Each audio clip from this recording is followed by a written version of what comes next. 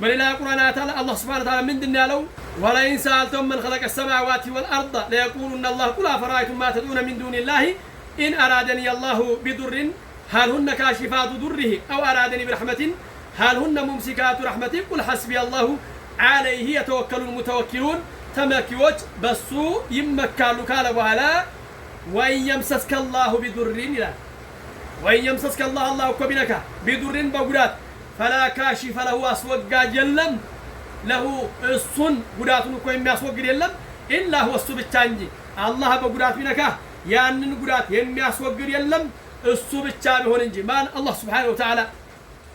ወይ يريدك ቢፈልግ ደግሞ አላህ Subhanahu Wa Ta'ala بخير በመልካም ነገር ሊሰጥህ ቢፈልግ አላህ Subhanahu Wa Ta'ala فلا رد لفضله የሱን ትሩፋትና ችሮታ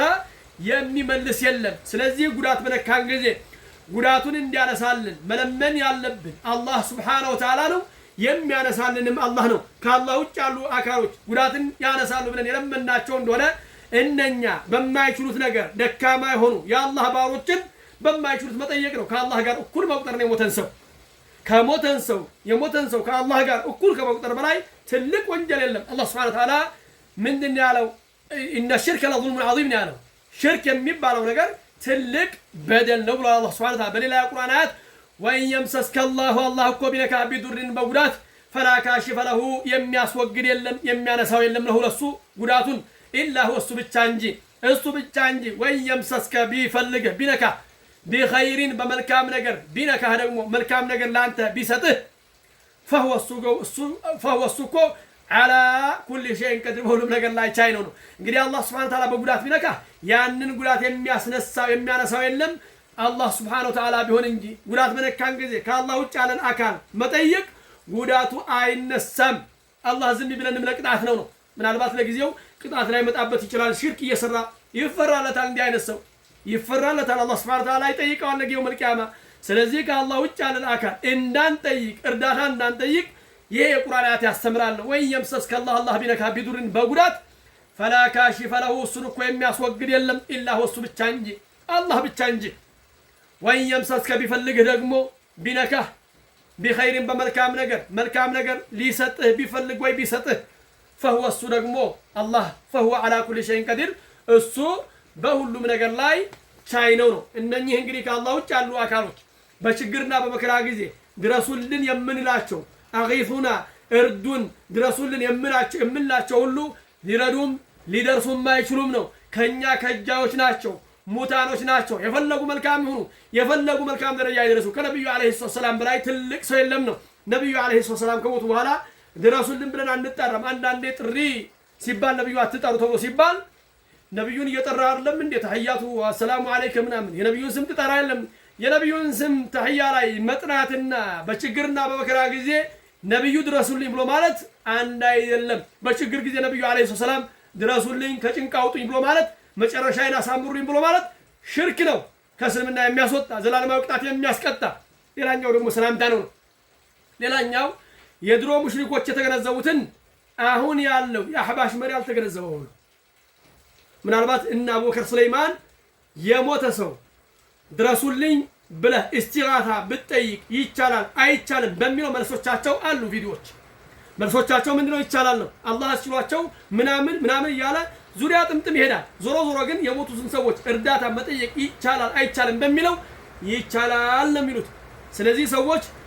በባህር እየተጓዙ ማዕበል ቢመጣባቸው ሸከና ሁሴን አልከሶ አብሬት አበራሙስ መሰል ሰዎች አሉ የተቀበሩ ሰዎች እነኛን ቢጠራቸው ሙሪዳቸው ሆነ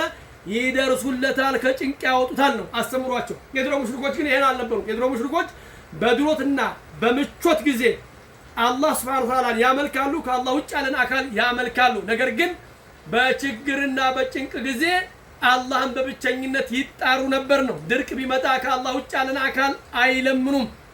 ማዕበል ሲያናውጣቸው አላህን በብቸኝነት ያመልካሉ ለምን ከዚያ ከጭንቅ የሚገላግላቸው አላህ ብቻና ብቻ መሆኑን ያውቁ ነበር ጠንቅቀው ታዲያ ይሄ አህባሽ መሪ ከአላህ ውጭ ያለን አካል የሞተን ሰው መጠየቅ እርዱኝ ማለት ይቻላል ይረዳሉ የሚል አስተምራለሁ ማስረጃችን ቁርአን ነው አላህ Subhanahu Wa Ta'ala ምን ይላቸዋል ሲወግሳቸው وإذا مسكم الضر ጉዳት በነካችሁ ጊዜ ይላቸዋል ፊል ባህሪ በባህር ውስጥ ضل ይጠፋል من تدعون እምትጠሩት እምትለምኑት ሁሉ ይጠፋባችኋል ነው ኢላ ኢያህ እሱ ብቻ እንጂ አላህ ብቻ ሲቀር ያምለምኑት እምታመልኩት ሁሉ ይጠፋባችኋል ላትም ይሁን ዑዛ መናትን አይጣሩም በዚህ በችግርና በመከራ ጊዜ ማዕበል ሲያናውጣቸው ከዛ ከጭንቅ ሊገላግላቸው የሚችለው አላህ ብቻ መሆኑን ጠንቅቀው ያውቁ ነበር فلما نجاكم ነፃ ባወጣችሁ ጊዜማ ኢለል በሪ ወደ የብሱ አዕረዱቱም ትዞራላችሁ መጠንቀቅ ግድ ይላል አህባሾች ወደ ኩፍርና ወደ ሽርክ ነው የሚጣሩት ማስጠንቀቅ ግድ ይላል የሞቱትን ሰዎች ወደ ማምለክ ነው የሚጣሩት ማስጠንቀቅ ግድ ይላል فلما نجاكم ነፃ ባወጣችሁ ጊዜማ ኢለል በሪ ወደ የብሱ ሰላም ሆናችሁ ጊዜ አዕረዱቱም ትዞራላችሁ ወካነ الانسان كفورا የሰው ልጅ እኮ ካዲ ነው ወደ ነበራችሁበት ትመለሳላችሁ ወደ ሽርካችሁ ጭንቅ በረካችሁ ጊዜማ አላህን በብቸኝነት ትጠሩ ነበር ነው ስለዚህ እነኚህ ሰዎች ኢስቲጋሳ ብሎ ማለት እርዳታ መጠየቅ ሲሆን አንድ ሙሪድ ሰውዬ ሸኽየውን እርዳኝ ብሎ ቢለው ይረዳዋል ነው አስተምሮ አህባሽ አስተምሮ የድሮ ሙሽሪኮች ይህንን እንኳን ተገንዝበውት ከአላህ ውጭ ያለን አካል እርዳኝ ብለው አይሉም ነበር ነው ከዚያ ከጭንቅ የሚያወጣቸው አላህ መሆኑን ያውቁ ነበር ስለዚህ ኢስቲጋሳ የሚባለው ከዱዓ የሚለየው ምንድነው ድርቅ ሊሆን ይችላል ጦርነት ሊሆን ይችላል ጭንቅ ላይ ሆነን የድረሱልኝ ጥሪ ነው በዚያ ጊዜ ታዲያ የሞቱትን ሰዎች መጣራት ሽርክ ነው ብለናል ጉዳት ከነከነ አላህ Subhanahu Wa Ta'ala ያንን ጉዳት ሊያነሳ የሚችል አላህ ብቻና ብቻ ነው አላህን መጣራት ብቻ ላይ ያለብን የሞቱትን ሰዎች መጣራት አይሰሙም መልስም አይሰጡም ከጭንቅም አያወጡንም የድሮ ሙሽሪኮች ግንዛቤያቸው ከዚህ ሰው እየተሻለ ነበር ማለት ነው ማስጠንቀቅ ግድ ይላል በሌላ ቁርአን አያት ምን አለ ወላ አራይተኩም እስኪ ንገሩኝ በላቸው እስኪ ንገሩኝ በላቸው ኢን አታኩም ወደ እናንተ ዘንድ ቢመጣ አዛቡላህ ያአላህ እኮ ቅጣቱ አው አተትኩም الساعه ወይም ደግሞ ቂያማ ብትመጣ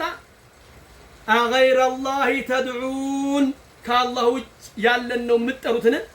ከአላህ ውጭ ያለውን ትጠራላችሁን ነው ምንድነው እንግዲህ አላህ ያውቃል የነሱ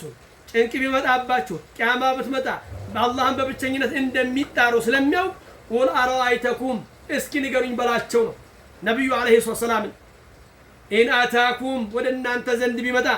አዛቡላህ ያአላህ እኮ ቅጣቱ አው አተትኩም ወይ ደግሞ እናንተ ዘንድ ብትመጣ الساعه قيامه غير الله تدعون ከአላህ ውጭ ያለን ትጠራላችሁን ان كنتم صادقين እውነተኞች ከሆናችሁ በል ኢያሁ ተድዑን በርግጥም እሱን ብቻ ትጠራላችሁ ይላል እንግዲህ በርግጥም እሱን ብቻ ትጠራላችሁ እንደዚህ ጭንቅና ችግር የቀላቀለ ነገር በገጠማችሁ ጊዜ እሱን ብቻ ነው የምትጠሩት ይላል በል ኢያሁ በርግጥም እሱን ብቻ ተድዑን ትጠራላችሁ ፈየክሽፉ እንዲያስወግድላችሁ ማ ተድዑነ ኢለይህ ወደዚያ ወደምትጠሩበት ነገር ያ የጠሩበት ችግር እንዲወገድላቸው አላህን በብቸኝነት ይጠሩ ነበር በጭንቁ በችግሩ በመከራው ጊዜ ኢንሻአ የሻ እንደሆነ የፈለገ እንደሆነ ወተንሰውነ ትረሳላችሁ ማቱ ሽሪኩን የምታጋሯቸውን ትረሳላችሁ ስለዚህ በጭንቁ ጊዜ እነኛ የሚያመልኳቸውን አማልክቶቻቸውን ይረሳሉ አላህን በብቸኝነት ይጣራሉ ነው ኢስቲጋሳቸው እርዳታ መጠየቃቸው በመከራና በችግሩ ጊዜ አላህን በብቸኝነት ይጣሩ ነበር ከዚያ ከጭንቅ ሊገላግላቸው የሚችል አንድ አላህ ብቻ መሆኑን ያውቁ ያምኑ ነበር ነገር ግን ከዛ ከጭንቅ በወጡ ጊዜ ሌሎች አማልክቶቻቸውን ያመልካሉ አላህ ወቀሳቸው ነው በሌላ የቁርአን አያት ምን አለ ወይዳ ገሸሁም በጋረዳችሁ ጊዜ መውጁን ማዕበሉ ከዙለል ልክ እንደዳመና በጋረዳችሁ ጊዜ በባህር ላይ ሲሄዱ ማዕበል ሲነሳ ማለት ነው ማዕበሉ ልክ እንደዳመና ሆኖ በጋረዳችሁ ጊዜ ከዙለል ልክ እንደዳመና ወይዳ ገሸሁም በጋረዳቸው ጊዜ መውጁን ማዕበሉ ከዙለል ልክ እንደዳመና በጋረዳቸው ጊዜ ዳውላህ አላህን ይለምናሉ ሙኽሊሲና ያጠሩ ሲሆኑ ለሁዲን ሃይማኖቱን ለሱ አድርገው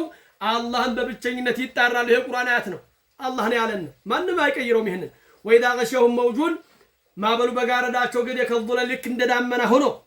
ዳውላህ አላህን ይጣራሉ የድረሱልኝ ጥሪያቸው ወደ አላህ Subhanahu Wa Ta'ala ብቻ ነበር ነው አማልክቶቻቸውን አይጣሩ ሙኽሊሲና ያጠሩ ሲሆኑ ለሱ አዲን ሃይማኖትን ለሱ ያጠሩ ሲሆኑ አላህን በብቸኝነት ይለምናሉ ይላል። እንግዲህ የመካ ሙሽሪኮች ማዕበልና ጭንቅ ባጋጠማቸው ጊዜ አላህን በብቸኝነት ያመልኩ ነበር ነው። ከዚያ ከጭንቅ ሊገላግላቸው የሚችለው አላህ ብቻ መሆኑን ያውቃሉ ነው። ታዲያ በአሁኑ ሰዓት አንዳንድ ሰዎች በጭንቅና በችግር ጊዜያቸው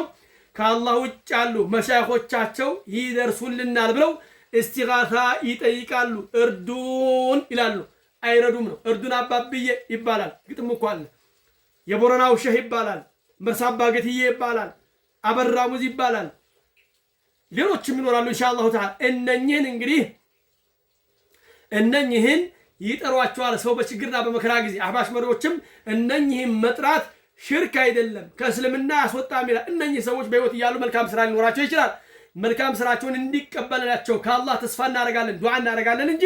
እኛ እነሱን ልንጠይቅ አይገባም ነው። አይገባም፣ ስህተት ነው። ስለዚህ ከዚህ መጠንቀቅና ማስጠንቀቅ ግድ ይለናል። ሰለላሁ ዐላ ሙሐመድን ወዐላ አሊሂ ወሰሕቢሂ ወሰለም። ወሰላሙ ዐለይኩም ወረሕመቱላሂ ወበረካቱሁ።